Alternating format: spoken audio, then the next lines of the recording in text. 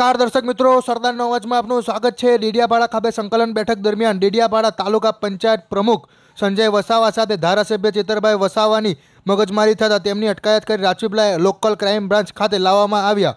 સાંભળો ચેતરભાઈ વસાવાના સમર્થકો શું કહી રહ્યા છે। કરોડો રૂપિયાનો મનરેગામાં જે કૌભાંડ બહાર પડ્યું છે 250 કરોડ, એ 250 કરોડમાં ભરૂચ અને નર્મદાના મોટા નેતાઓનો પણ આમાં ક્યાંક ને ક્યાંક સમાવેશ છે એવું દેખાઈ રહ્યું છે। ચૈતરભાઈ તમામ પુરાવા સાથે ઉગ્ર રજૂઆત કરે છે, પણ તેમ છતાં આ નર્મદાની પોલીસ કે આપણે ભરૂચની પોલીસ એવા લોકોને એરેસ્ટ કરતી નથી।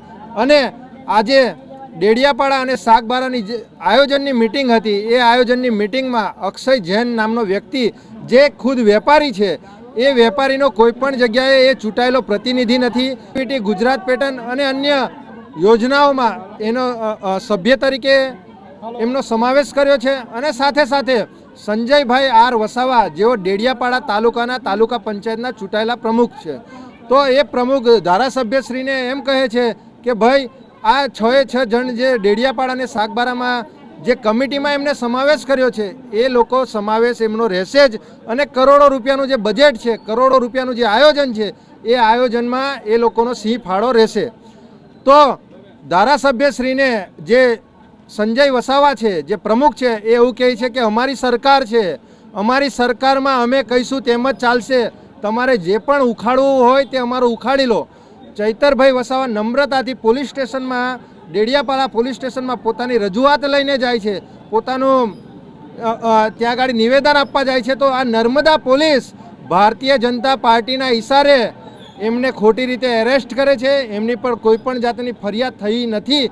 તેમ છતાં ડેડિયાપાડા, નેત્રંગ અને રાજપાડી ઉમરલાના રસ્તે એમને 100 કિલોમીટર ફેરવી અને એમને અહીંયા ગાડી રાજપીપળા LCB ઓફિસ પર એમને ગેરકાયદેસર એમને લાવવામાં આવ્યા છે।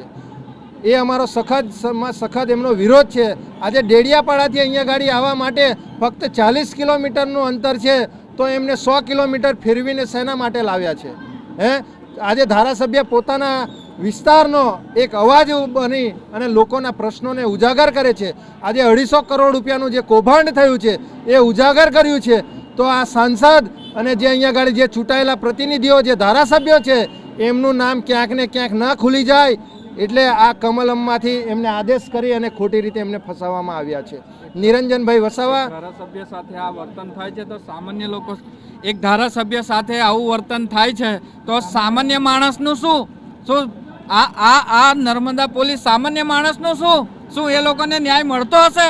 સૌથી મોટો આ સવાલ છે। જો ધારાસભ્યને ઉચકીને આવી રીતે લાવી જેલની કોઠીમાં મૂકી દેવામાં આવે છે, તે પણ તે આયોજનના પૈસા એ સાચી જગ્યાએ જશે કે ખોટી, એ પૂછવાનો એમનો અધિકાર છે। અને જે સભ્યો, જે ચૂંટાયેલા પ્રતિનિધિ નથી તેવા લોકોને એન્ટ્રી આપી દેવામાં આવે છે, તો તેનો વિરોધ કરવો એ કંઈ અયોગ્ય વાત છે જ નહીં।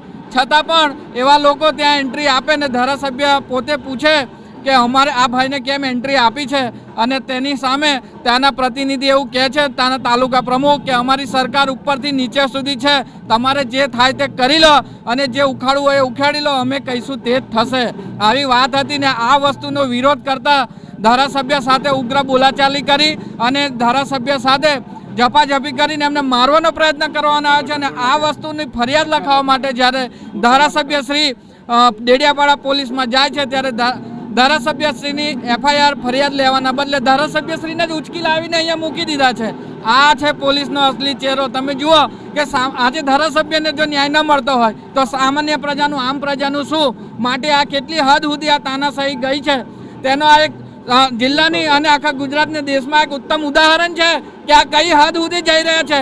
અમે જ્યારે એમની પાછળ જ્યાંથી અમને ઉચકીને અહીંયા પોલીસ સ્ટેશન સુધી લાવવામાં આવે છે, તો રસ્તામાં અમારી ગાડીઓ પર રોકવામાં આવે છે। હવે અમે તો એમના સમર્થક એમની સાથે માત્ર આવી રહ્યા છે, અમારી પાસે ના કોઈ હથિયાર હતું કે કંઈ નહીં, અમે ખાલી ગાડીમાં બેસીને, છતાં પણ અમને ઘણી જગ્યાએ રસ્તામાં પોલીસે અમારી સાથે ગાડી રોકવામાં આવી, અમને ઊભા કરી દેવામાં આવ્યા। આટલો વરસાદ છે છતાં પણ અમને અને ખોટું ગેરવર્તન અમારી સાથે કર્યું કે તને ધમકાવવામાં આવ્યા કે તમે લોકો ઉપર ઊભા રહો, નહીં તો તમારા પર બી ખોટો ગુનો દાખલ કરવામાં આવશે। આવી રીતે અમારી સાથે વર્તન થયું છે। તો આ તંત્ર કઈ હદે, કોના ઈશારે કયું કામ થઈ રહ્યું છે? શું નામ તમારું? અર્જુનભાઈ માછી।